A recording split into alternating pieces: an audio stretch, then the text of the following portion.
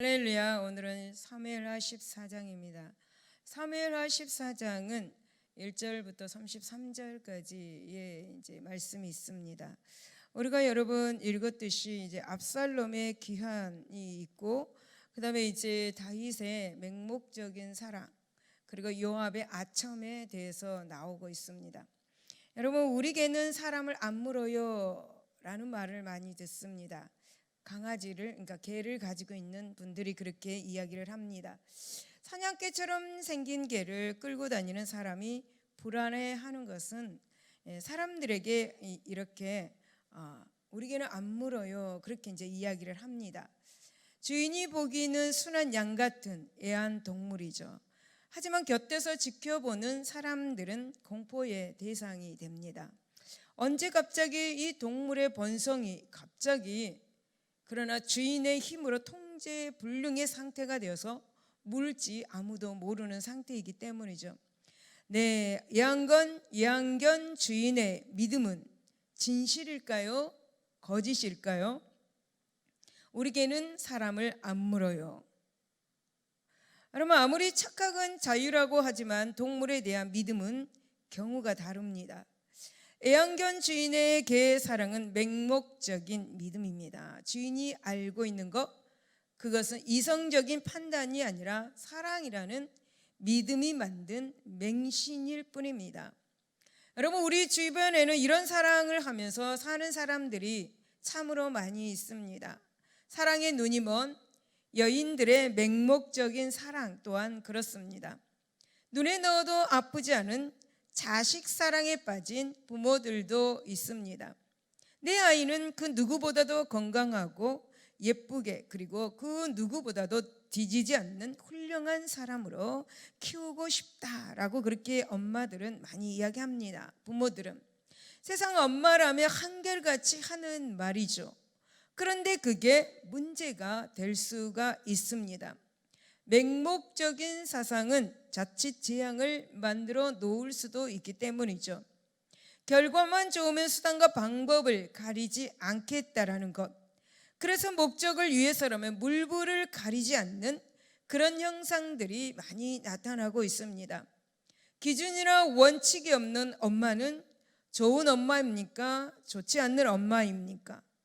여러분, 기준도 원칙도 없는 사랑은 애완견을 사랑하는 애완견의 주인처럼 맹목적인 그런 사랑을 일 수밖에 없습니다.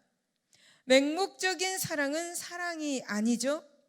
맹목적인 이 사랑을 베푸는 엄마는 좋은 엄마가 아닙니다. 여러분, 가치 혼란의 시대의 좋은 엄마는 자기 나름의 그 기준과 그리고 원칙으로 아이들을 키우는 엄마다라고 그렇게 말할 수가 있습니다. 여러분, 오늘 본문을 우리가 읽었습니다. 여기 본문에서도 다윗은 자식을 위한 맹목적인 사랑을 표현하는 것을 우리는 볼 수가 있습니다. 여러분, 다윗의 아들 암논은 다윗이 사울을 피해서 도망 다닐 때에 결혼한 이스라엘 아히노암과의 사이에서 태어난 다윗의 장자입니다. 암논은 청년이 되어서 이복 누이인 다말을 향해서 뜨거운 그런 짝사랑을 하게 됩니다. 이 짝사랑으로 인해서 근친상간이라는 죄를 범하고 말았죠. 결국 암논의 범죄는 다윗에게 큰 고통의 열매를 안겨줄 수밖에 없었습니다. 압살롬은 자신의 누이를 괴롭힌 이 암논을 향해서 보복의 결심을 합니다. 압살롬이 보복을 하는 것을 보면서 쟤는 정말 강한 번식력을 가지고 있다는 사실도 우리가 알 수가 있었습니다. 암논의 다말 강간 사건은 다윗 가정의 보복의 씨앗이 되었다는 것도 우리가 알 수가 있었습니다. 여러분, 압살롬은 암논에 대한 복수심으로 인하여서 말도 형제임에도 불구하고 하지도 않았고 또 같이 왕래도 하지 않았습니다. 하지만 압살롬은 암논에 대한 이 복수의 감정을 은밀히 그리고 혼자서 2년 동안이나 품고 살았습니다. 그리고 그 원하는 압살롬의 양털깎이 축제에서 벌어지고 말았습니다. 다말이 강간당한 지 만 2년이 되었을 때에 압살롬은 암논을 양치는 들에서 죽였죠. 아마 다윗은 항상 자녀들을 보면서 불안했을 것입니다. 왜냐하면 자식들이 서로 말도 안 하고 서로 같이 밥도 안 먹고 왕래도 안 하고 단절을 하고 살았기 때문이죠. 하지만 여러분, 다윗은 더 이상 자식들에게 뭐라고 할 수가 없었습니다. 왜냐하면 다윗 자신도 그러한 범죄를 저질렀기 때문이죠. 그래서 그거에 대한 책임을 느끼고 있었기 때문입니다. 그래서 다윗은 자식들의 갈등을 그대로 보고만 있을 수밖에 없었습니다. 다윗의 가정은 화목한 가정이 아닙니다. 압살롬이 형제 암논을 죽이는 과정 속에서도 우리는 알 수가 있습니다. 여러분, 2년 동안 복수의 칼을 갈면서 계획을 짜는 이 압살롬과 이러한 계획을 알면서도 모른 척했던 요나답. 여러분, 요나답은 다윗의 형 시므아의 아들입니다. 그러므로 여러분, 압살롬의 복수극은 한 가정에 뿌리를 내린 죄가 얼마나 강한 번식력이 있는가에 대해서 우리에게 보여주고 있습니다. 여러분, 압살롬은 형제를 죽이는 살인죄를 짓고 이제 그슬로 도망가서 살았습니다. 그럼에도 불구하고 다윗은 압살롬에 대하여 굉장한 염려와 그리움으로 그리고 괴로워하고 있었습니다. 이때 다윗의 군장 요압은 다윗의 아들을 그리워하는 그 마음을 이용하여서 압살롬을 기한시키도록 이제 시도를 하고 있습니다. 요압은 다윗이 압살롬에 대한 생각이 각별하다라는 그것을 알게 되었고, 또 그것을 간파한 이 요압은 왕에게 이제 압살롬을 돌아오게 하옵소서, 기한시키게 하옵소서라고 그렇게 말합니다. 요압은 어떤 사람인가? 여러분, 요압은 이제 공을 세워야 합니다. 왜 공을 세워야 하는가? 여러분, 차기 왕권의 주인이 될 만한 사람이 바로 압살롬이었기 때문입니다. 그래서 압살롬에게 잘 보이기 위해서 이제 요압은 다윗 왕에게 공을 세워야 하는 그런 입장에 있습니다. 그래서 압살롬 기한을 적극적으로 주도한 것이죠. 여러분, 특히 요압은 왕의 마음을 파악하기 위해서 이제 슬기로운 여인을 데리고 와서 그 비유를 왕께 들려주게 합니다. 여러분, 요압은 압살롬을 데려오는 것이 이제 자기의 출세에 큰 몫을 하리라는 그 계산 아래서 친밀한 계획을 세워서 그 일을 추진합니다. 요압은 먼저 두고 오야 한 슬기로운 여인을 분장을 시켜서 이제 다윗에게 보냅니다. 그리고는 이제 여인을 통하여서 처음에는 굉장히 순수한 개인 문제인 것처럼 꾸미고, 그리고 두 아들에 관한 이야기를 하기 시작합니다. 그리고는 이제 다윗 왕이 압살롬에 대한 생각을 하게 되자 이제 노골적으로 압살롬에 기한 그런 문제를 거론하게 합니다. 하지만 여러분, 이 여인의 이야기는 압살롬을 사랑하는 다윗의 감정에 호소하는 것이죠. 이렇게 해서 이제 다윗은 결정을 하게 됩니다. 압살롬을 데리고 와라 라는 것을 결정을 하게 합니다. 여러분, 요압의 계획은 성공을 하게 된 거죠. 하지만 여러분, 다윗의 이 허락은 정의를 따른 것이 아닙니다. 공의를 따른 것이 아닙니다. 여러분, 다윗의 이 허락은 자식에 대한 왜곡된 사랑을 드러낸 것에 불과했습니다. 때문에 압살롬의 귀환은 반역이라는 또 다른 불씨를 이렇게 안게 된 거죠. 곧 다윗은 압살롬이 암논을 살해했을 때에 자식에 대한 맹목적인 그 사랑 때문에 적극적인 징계를 하지 않았습니다.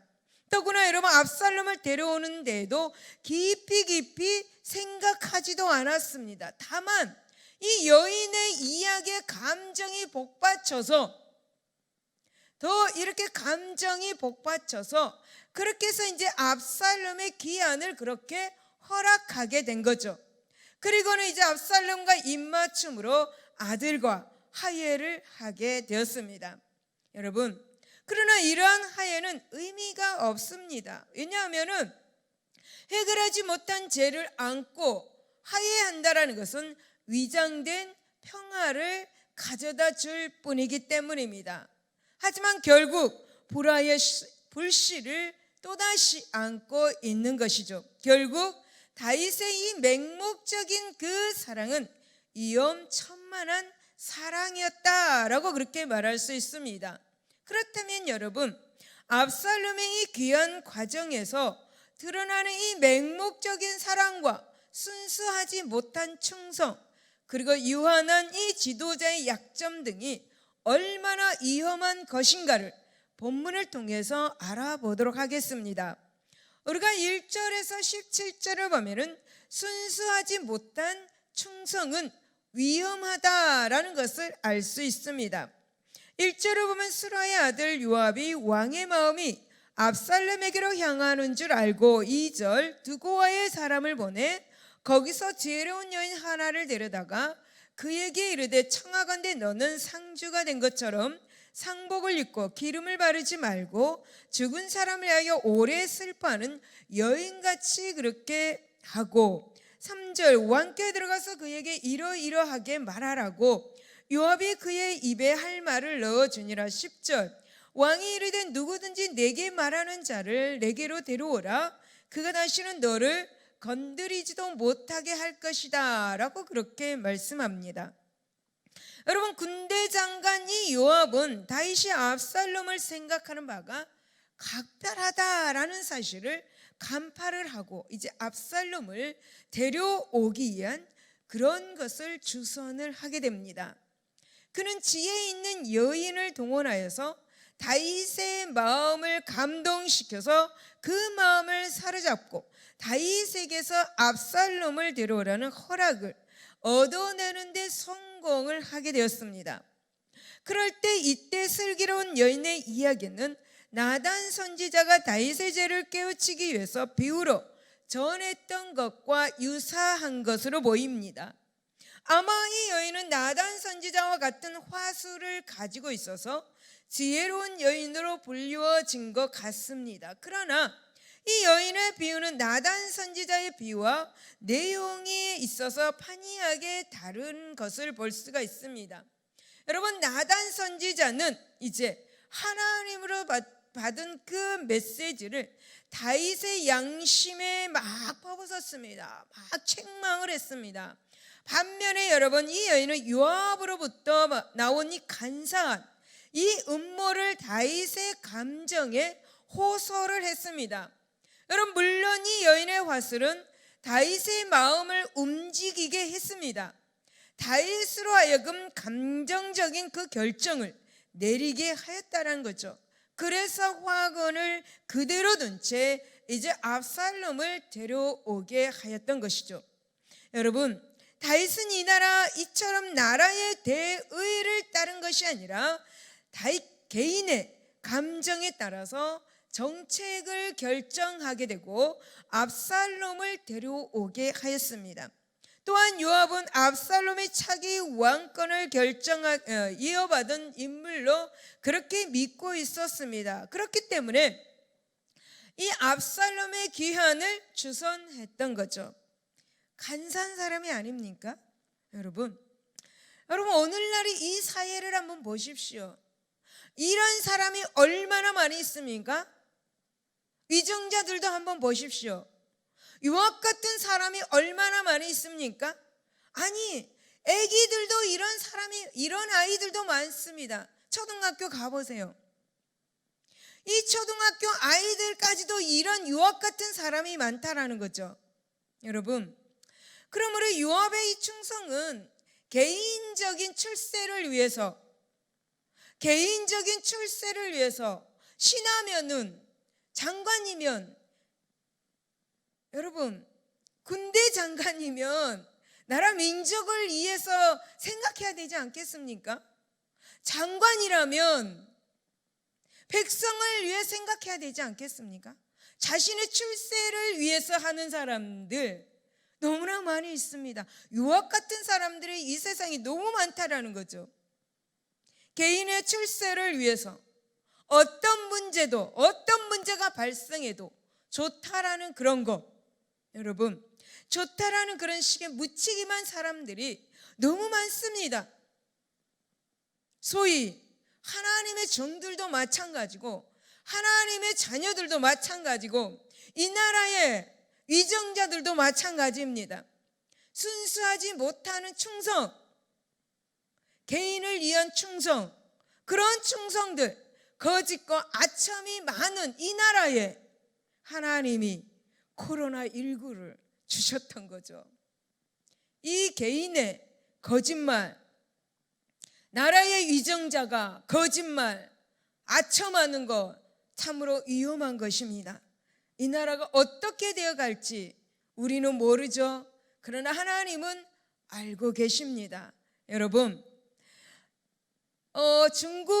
옛날에 중국 제나라에 제상축이라는 사람이 있었습니다. 이 축이는 키가 6척이 넘는 거인으로 생김새가 너무너무 수려하기도 하고 이름이 높았습니다. 어느 날 축이는 아내에게 이렇게 묻습니다. 나와 성북의 서공과 어느 쪽이 미남이요? 라고 그렇게 아내에게 묻습니다. 누가 더 잘생겼냐고 이제 묻는 거죠. 아내는 말합니다. 당신의 아름다운 대단해서 서공 따위와는 견줄 바가 못 됩니다. 라고 그렇게 말합니다. 그러나 서공도 그 당시 제나라에서 호남자로, 정말 잘생긴 남자로 세상이 떠들썩하던 사람이어서 아무리 자기를 훌륭하다 해도 그대로 믿어지지가 않아서 다시 이제 첩에게 묻습니다. 나와 서공은 어느 쪽이 더 미남이냐라고 그렇게 묻습니다. 첩도 서공 따위와는 견줄 수가 없습니다 라고 그렇게 말합니다. 그 다음날 축이를 찾아온 손님이 있었습니다. 축이는 전날 아내와 첩에게 묻던 말을 그 손님에게도 물었더니 손님도 똑같은 대답이었습니다.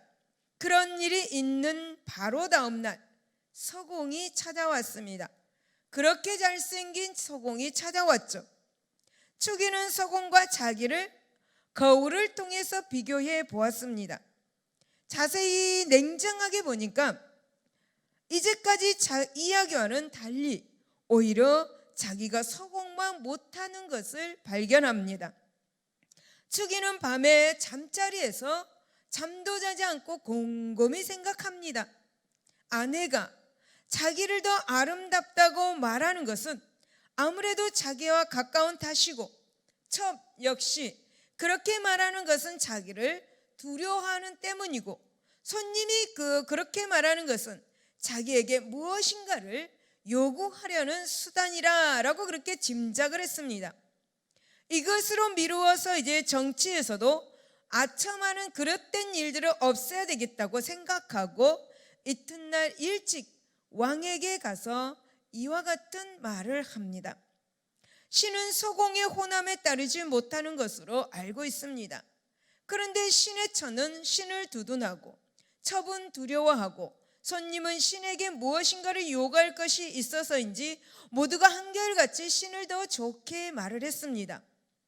이것으로 미루어 보아서 지금 제 나라는 큰 나라인데 궁녀와 시종은 모두가 대왕을 두둔하고 관청의 신하들은 대왕을 두려워하고 영토를 탐내는 객들이 한둘이 아니라면 대왕께서는 여러 가지로 눈가림을 당하시고 계시는 것입니다 라고 그렇게 말을 해줍니다. 이 말을 들은 왕은 과연 그렇도다 하면서 곧 다음날 같은 명령을 내렸습니다.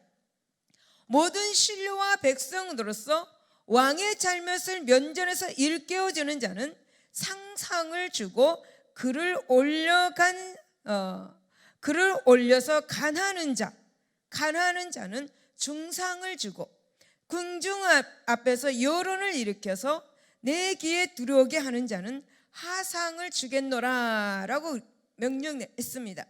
큰 상, 중간상, 제일 못하는 상을 주겠다고 그렇게 명령을 내렸습니다. 여러분, 추기는 어떤 사람일까요? 우리나라에 추기 같은 사람이 있었으면 좋겠습니다. 여러분, 추기 같은 사람도 있을 것입니다. 추기는 신하로서 신실한 충성을 다하는 것을 우리는 이 아를 통해서 볼 수가 있습니다. 여러분, 우리 모두는 정의로운 사람이 되시기를 바라고, 우리 모두는 정직한 사람이 되시기를 바라고, 공의로운 사람이 되시기를 바랍니다.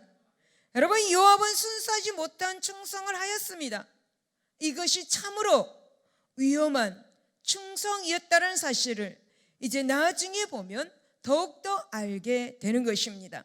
여러분, 18절에서 24절을 보면은 맹목적인 사랑은 가치가 없는 사랑임을 알 수가 있습니다.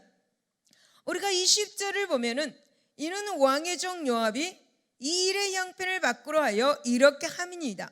내 주 왕의 지혜는 하나님의 사자의 지혜와 같아서 땅에 있는 일을 다 아시나이다 하니라. 21절 왕이 요압에게 이르되 내가 이 일을 허락하였으니 가서 청년 압살롬을 데려오라. 22절 요압이 땅에 엎드려 절하고 왕을 위하여 복을 빌고 요압이 이르되 내 주 왕이여 종의 구함을 왕이 허락하시니 종이 왕 앞에서 은혜 입은 줄을 오늘 아나이다 하고 요압이 일어나 그슬로 가서 압살렘을 데리고 예루살렘으로 오니라고 그렇게 말씀합니다.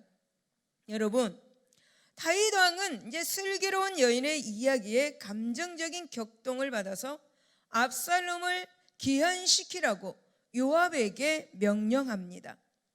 물론 여러분, 다윗은 여인으로부터 배후에 요압의 실수가 있었음을 확인했습니다. 하지만 여러분, 아들 압살롬에 대한 맹목적인 사랑은 다윗으로 하여금 압살롬 기한을 허락하게 했습니다. 그러나 여러분, 이 결정은 다윗의 굉장히 중대한 그런 실수였습니다. 다윗은 감정에 치우쳐서 장차 압살롬의 반란이라는 엄청난 재앙이 초래될 것을 보지 못했던 거죠. 여인의 아첨 어린 말과 이 압살롬에 대한 혈연의 정 때문에 다윗의 예리한 이성이 마비가 되었습니다. 더구나 여러분, 이러한 결정을 하기에 앞서서 다윗은 하나님의 뜻을 먼저 구해야 합니다. 여러분, 다윗은 이전에 사울을 피해 도망치는 그런 생활 속에서도 오직 하나님만을 의지하면서 무슨 일이 닥쳐왔을 때에 하나님 앞에 먼저 어떻게 해야 됩니까? 라고 그렇게 자신의 갈 길을 하나님한테 구하고 그렇게 자신의 갈 길을 정했습니다. 그러나 다윗은 하나님의 뜻보다는 지금 자신의 인간적인 그 감정에 치우쳐서 결정을 하고 만 거죠. 결국 다윗은 자신에 대한 맹목적인 그 사랑으로 인하여서 재난을 당했습니다. 이처럼 여러분, 맹목적인 사랑은 무가치할 뿐입니다. 맹목적인 그 사랑은 큰 재앙은 몰고 온다라는 이 사실을 우리 하나님의 자녀들은 기억해야 되는 것입니다. 여러분, 무슨 일을 하든지 무슨 결정을 내리든지 기도와 그리고 말씀을 상고하여서 하나님의 뜻을 먼저 구하고 또 하나님이 말씀하시면 그 길로 나가야 합니다. 하나님의 뜻을 먼저 구하는 그런 삶을 살아야 하는 것입니다. 정치적인 것이 아닌 하나님의 말씀에 먼저 나 자신을 비춰보고 그것이 하나님의 뜻이라면 발벗고 나서서 나라 민족을 위해서 목숨을 걸어야 하는 것입니다. 여러분, 그래야 할 때 우리는 하나님의 보호와 인도하심을 받아서 맹목적이고 무가치함을 위험한 그런 결정을 피할 수가 있게 될 것입니다. 여러분, 다윗은 자식에 대한 맹목적인 사랑으로 이스라엘 내부의 반란에 불씨를 뿌렸습니다. 죄를 경계하지 않는 한 이런 결과 하해가 이루어지지 않습니다.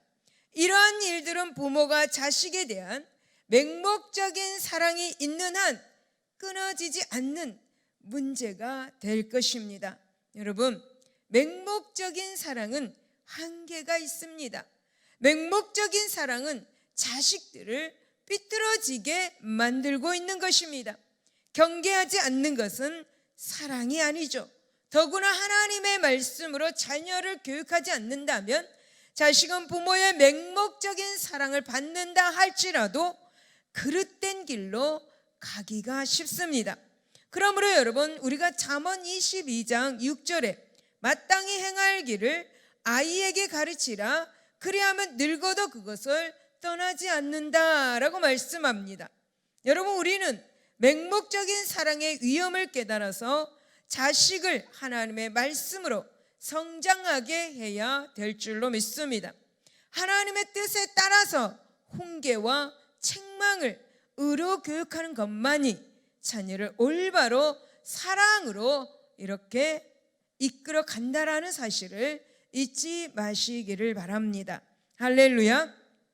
25절에서 33절을 보면 죄를 안고 화해하는 것은 의미가 없습니다. 우리가 28절을 보면은 압살롬이 이태 동안 예루살렘에 있으되 왕의 얼굴을 보지 못하였으므로 압살롬이 요압을 왕께 보내려 하여 압살롬이 요압에게 사람을 보내 부르되 그에게 오지 않냐고 또다시 그에게 보내되 오지 아니한지라. 압살롬이 자기의 종들에게 이르되 보라, 요압의 밭이 내 밭 근처에 있고 거기 보리가 있으니 가서 불을 지르라 하니라. 압살롬의 종들이 그 밭에 불을 질렀더니 31절에 요압이 일어나 압살롬의 집으로 가서 그에게 이르되 어찌하여 내 종들이 내 밭에 불을 질렀느냐 하니 압살롬이 요압에게 대답하되 이제는 네가 나로 하여금 왕의 얼굴을 볼 수 있게 하라. 내가 만일 죄가 있으면 왕이 나를 죽이시는 것이 옳으니라 하는지라. 요압이 왕께 나가서 그에게 아뢰매 왕이 압살롬을 부르니 그가 왕께 나아가 그 앞에 서서 얼굴을 땅에 대어 그에게 절하매 왕이 압살롬과 입을 맞췄다라고 그렇게 말씀합니다. 여러분, 압살롬을 데려온 다윗은 압살롬에 대한 연민의 정에도 불구하고 2년 동안 압살롬을 보지 않았습니다. 다윗으로서는 압살롬을 보지 않은 것으로 압살롬에 대한 징계를 내리는 것이다 라고 그렇게 생각했을 수도 있습니다. 곧 압살롬에게 지난 가오를 회개할 기회를 주었다라는 것이죠. 하지만 여러분, 이제 다윗의 이처럼 미온적인 이 태도는 압살롬에게 회개를 얻어낼 수가 없었습니다. 오히려 압살롬은 왕을 보기 위해서 요압에게 주선해 줄 것을 강요를 하고 있습니다. 전혀 뉘우치는 그런 기색이 없었다라는 거죠. 끝내 이제 압살롬은 다윗에 대해서 반기를 들게 되었다는 것입니다. 여러분, 이처럼 죄에 대한 정당한 징계와 회개 없이 표면적으로 화해하는 것은 진정한 화해가 아닙니다. 오히려 위험에 빠뜨릴 뿐인 것이죠. 여러분, 어쨌든 이제 요압의 주선으로 압살롬은 다윗 아버지를 만났습니다. 다윗은 2년 동안 아들을 보고 싶었으나 근신하게 하려고 참았습니다. 그러나 아들 압살롬은 2년 동안 근신은커녕 도리어 다윗에게 이렇게 반감을 품었습니다. 이러한 상황에서 이제 다윗은 압살롬에게 대한 징계의 기간이 충분했다라고 그렇게 생각하면서 압살롬에게 입맞춤으로 화해를 한 것입니다. 압살롬을 정치적으로 복귀시켰다라는 거죠. 여러분, 이것은 다윗의 자식에 대한 맹목적인 사랑으로 이루어져서 용서와 화해였다. 여러분, 하지만 압살롬에게는 이제 은밀한 가운데 모색했던 것이 있었습니다. 그 모색했던 것이 바로 반란입니다.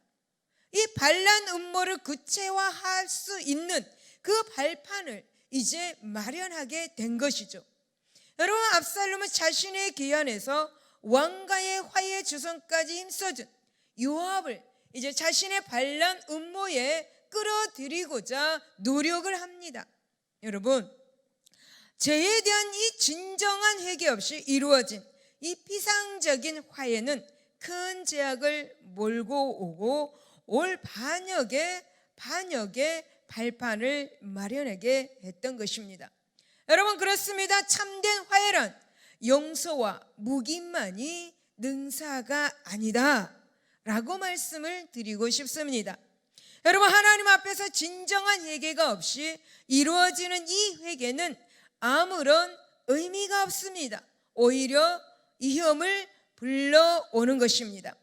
여러분, 다윗은 압살롬을 기한시킬 때에 하나님의 뜻을 구하지 않았습니다.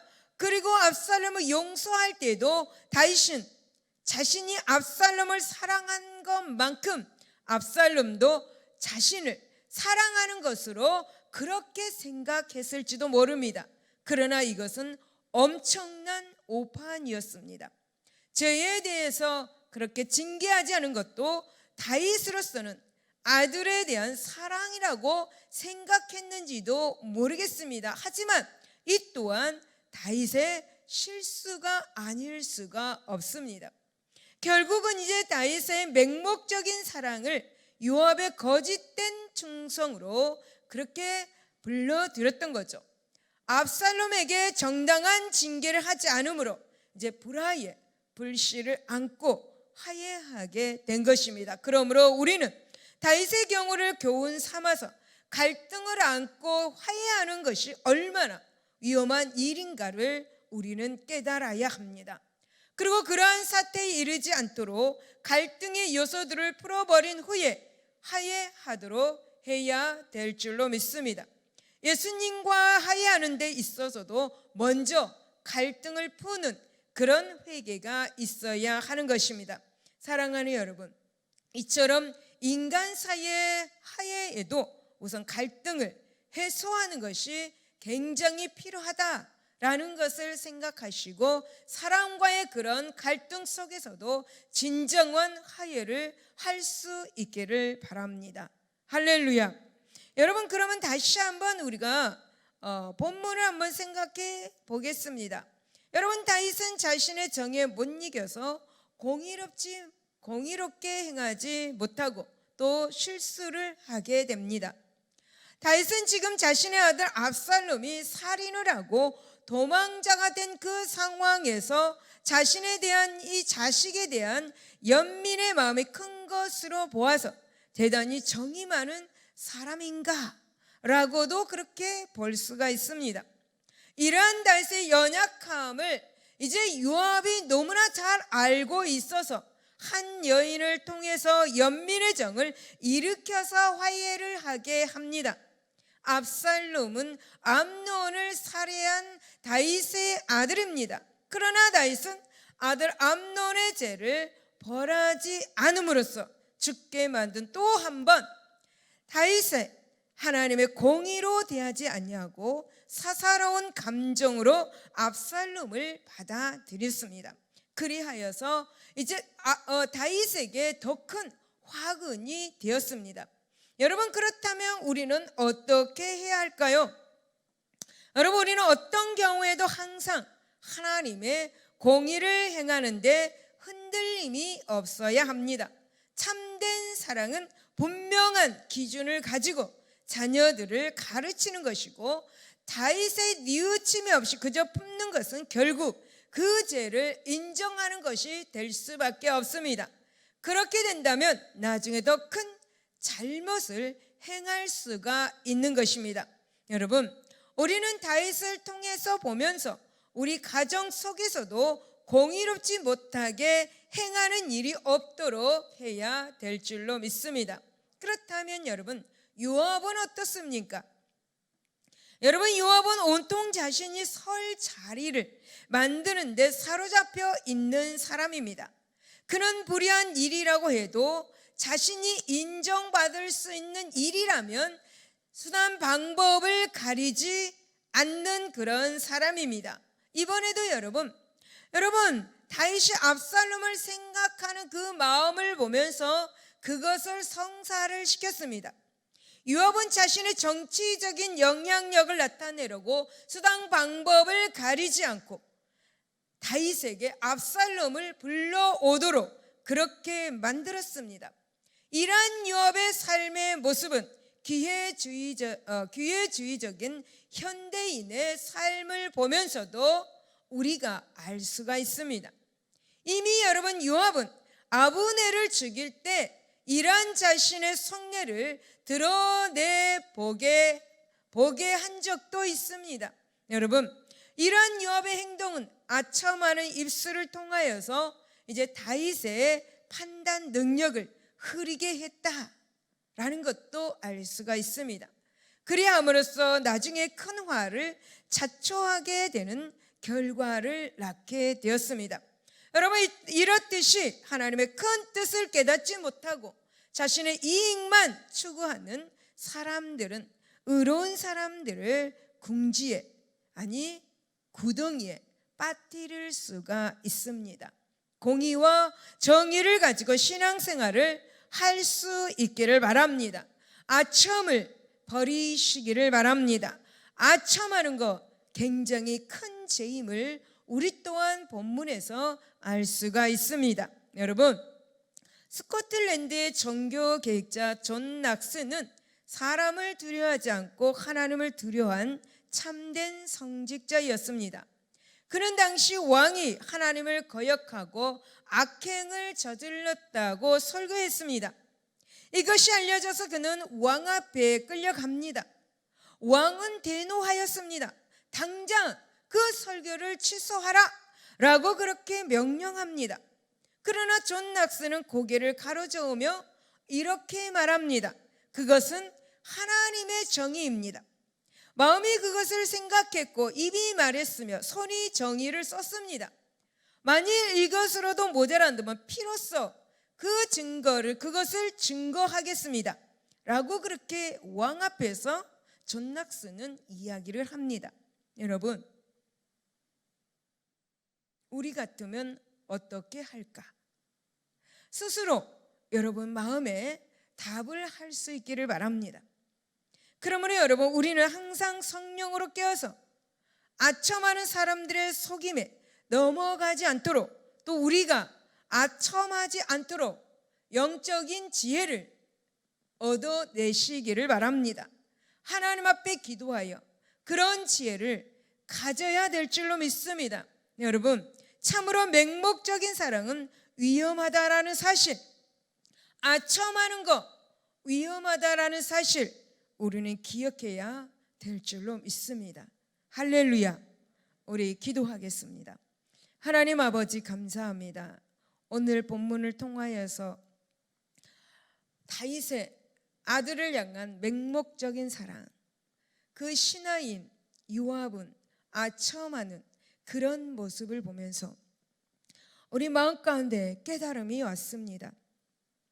우리 깨달음 하나님이시여 실천하게 하여 주시옵소서. 그래하여서 아첨하는 맹목적인 사랑을 하지 않도록 하나님 축복하여 주시옵소서. 아버지 하나님, 우리가 이 본문의 말씀처럼 하나님 아버지 앞에 아첨하는 것이 아닌 말씀을 가지고 나갈 수 있도록 맹목적인 사랑이 아닌 하나님의 말씀을 가지고 진실로 정의와 공의와 하나님의 그 사랑으로 나갈 수 있는 우리가 되게 하여 주시옵소서. 하나님 감사하며 예수 이름으로 기도드리옵나이다. 아멘.